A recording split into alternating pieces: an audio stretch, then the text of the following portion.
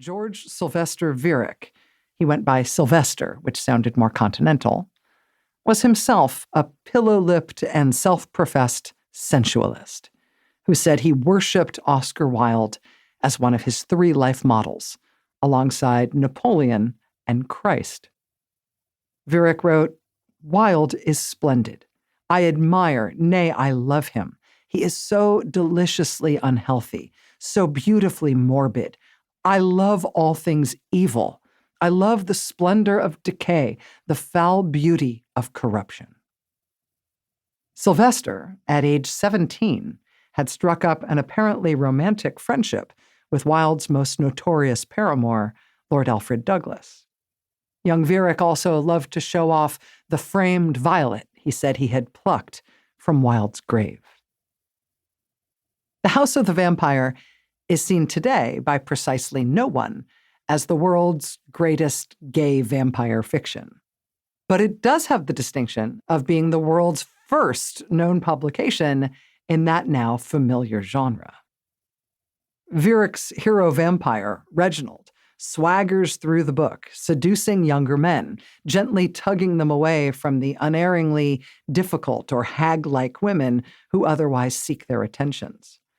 Viereck writes of Reginald, quote, "A tremendous force trembled in his very fingertips. He was like a gigantic dynamo, charged with the might of 10,000 magnetic storms."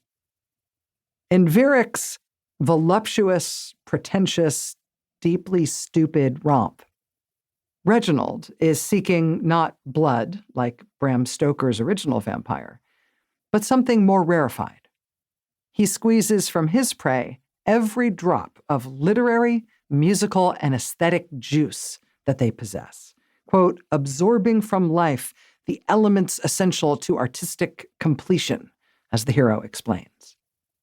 By the novel's close, everybody is drained, but Vampire Reginald. Viereck wrote about his first novel, "In every age there have been great men, and they became great by absorbing the work of other men. My vampire is the overman of Nietzsche. He is justified in the pilfering of other men's brains." Viereck loosed his pioneering book on the world in 1907 with considerable hopes. He wrote to one critic, "You've heard of the great American novel? Well, I've written it." The critics did not agree.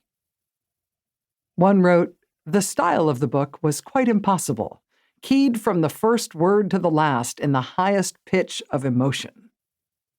Still, though, the book did sell, and it even had its own brief run on the stage, in an adaptation by a man who later co-wrote the screenplay for The Wizard of Oz. George Sylvester Viereck had been born in Munich and immigrated to America with his parents in 1896, when he was 11 years old. He had always been drawn to the memory and the landscape of his birthplace. There was mystery and intrigue in Sylvester's family history in Germany, including unproved claims to royal lineage. Viereck's father, Louis, was rumored to be the issue of a brief affair between a famous stage actress in the Prussian royal court and Kaiser Wilhelm I. The Kaiser, if he was indeed the father, was in no position to acknowledge this son, and he never did.